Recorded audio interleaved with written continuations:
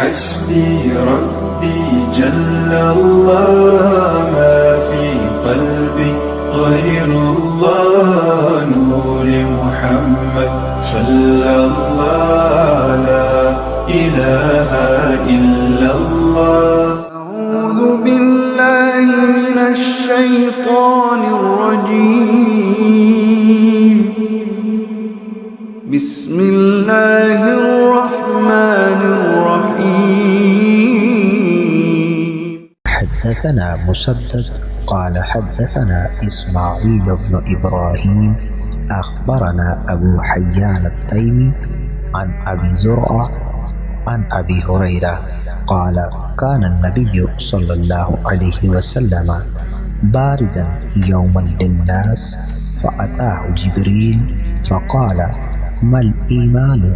قال الإيمان أن تؤمن بالله وملائكته وبلقائه ورسله وتؤمن بالبعث. قال ما الإسلام؟ قال الإسلام أن تعبد الله ولا تشرك به شيئا وتقيم الصلاة وتؤدي الزكاة المفروضة وتصوم رمضان. قال ما الإحسان؟ قال أن تعبد الله كأنك تراه فإن لم تكن تراه فإنه يراك. قال متى الساعة؟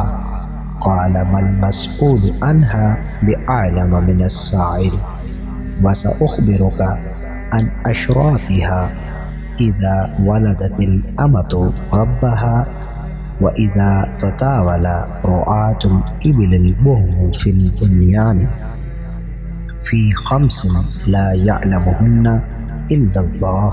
ثم تلا النبي صلى الله عليه وسلم إن الله عنده علم الساعة الآية ثم أدبر فقال ردوه فلم يروا شيئا فقال هذا جبريل جاء يعلم الناس دينهم.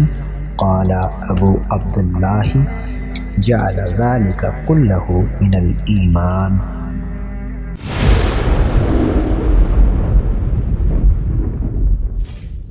حضرت ابو ہریرہ رضی اللہ تعالی عنہ سے مروی ہے کہ ایک روز حضور پر نور صلی اللہ علیہ وآلہ وسلم لوگوں کے درمیان رونق افروز تھے کہ ایک شخص بارگاہ رسالت میں حاضر ہو کر عرض گزار ہوا ایمان کیا ہے؟ فرمایا ایمان یہ ہے کہ تم اللہ پر ایمان لاؤ اور اس کے فرشتوں پر اور اس سے ملنے پر اور اس کے رسولوں پر اور تمہارا دوبارہ زندہ ہونے پر ایمان ہو۔ عرض گزار ہوا کہ اسلام کیا ہے؟ فرمایا اسلام یہ ہے کہ تم اللہ کی عبادت کرو اور اس کے ساتھ کسی کو شریک نہ کرو اور نماز قائم کرو اور فرض زکوٰۃ ادا کرو اور رمضان کے روزے رکھو۔ عرض گزار ہوا کہ احسان کیا ہے؟ فرمایا کہ تم اللہ کی اس طرح عبادت کرو کہ جیسے تم اسے دیکھ رہے ہو اور اگر تم اسے نہیں دیکھتے تو وہ تمہیں دیکھ رہا ہے۔ عرض گزار ہوا کہ قیامت کب آئے گی؟ فرمایا کہ مسئول سائل سے زیادہ نہیں جانتا، اور میں تمہیں اس کی علامات بتاتا ہوں کہ جب لونڈی اپنے آقا کو جنے اور جب سیاہ اونٹوں کے چرواہے عالی شان مکانوں میں رہنے لگے، اور 5 چیزیں ہیں جنہیں کوئی نہیں جانتا مگر اللہ۔ پھر حضور پر نور صلی اللہ علیہ وآلہ وسلم نے ان اللہ عنده علم الساعہ ترجمہ بے شک اللہ کے پاس ہے قیامت کا علم والی آیت پڑھی۔ پھر جب وہ چلا گیا تو آپ صلی اللہ علیہ وسلم نے فرمایا اسے واپس بلاؤ، لیکن کسی کو نہ پایا۔